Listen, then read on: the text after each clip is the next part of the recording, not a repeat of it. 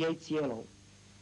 Po pochopení potreby a za veľmi účinnej podpory a pomoci pracovníkov Ministerstva školstva, Ministerstva plánovania a Ministerstva výstavby a techniky Slovenskej socialistickej republiky, pracovníkov Okresného národného výboru Bratislava Vidiek a najmä pracovníkov Okresného stavebného podniku v Pezinku sa začalo 23. októbra 1970 s výstavbou tejto školy.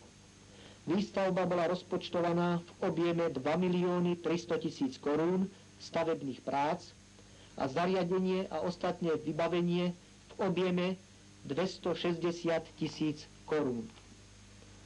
Program ukončenia výstavby bol k 31. júlu 1972.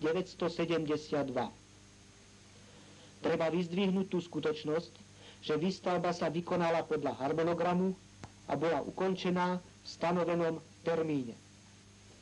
Sú aj ďalšie priaznivé ukazovatele, a to, že stavebné náklady boli dodržané a práce v porovnaní s inými stavbami boli kvalitnejšie vykonané.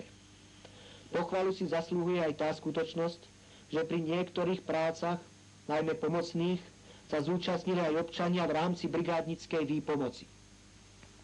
Veď v rámci socialistických záväzkov k 50. výročiu vzniku komunistickej strany Československa bolo prijatých a podpísaných 3500 brigádnických hodín a odpracované bolo celkom 3560 brigádnických hodín. Veľmi pozitívne je možné hodnotiť také brigády, ako bola organizovaná brigáda poslancov Národného výboru, kde sa ukázala skutočne vysoká pracovná morálka, brigáda v rámci Národnej zmeny, celý rad brigád organizovaných Združením rodičov a priateľov školy a ostatných zložiek Národného frontu, ako aj aktívna účasť na brigádach učiteľov základnej 9-ročnej školy. Samozrejme, hlavný podiel na včasnom ukončení stavby mali pracovníci Okresného stavebného podniku Pezinok. Všetkým tým, ktorí sa pričinili o zdárny priebeh a dokončenie tohoto diela, patrí úprimná a neoceniteľná vďaka. Vážené súdružky, súdruhovia, milí občania, týmto sa vytvoria také podmienky pre prácu učiteľov a pre vzdelávanie žiakov, aké skutočne môže zabezpečiť len socialistická spoločnosť. Prajem našim učiteľom, aby týchto priaznivých podmienok plne v zdraví, s pocitom zodpovednosti našej spoločnosti využívali pre učenie a socialistickú výchovu našej najmladšej generácie.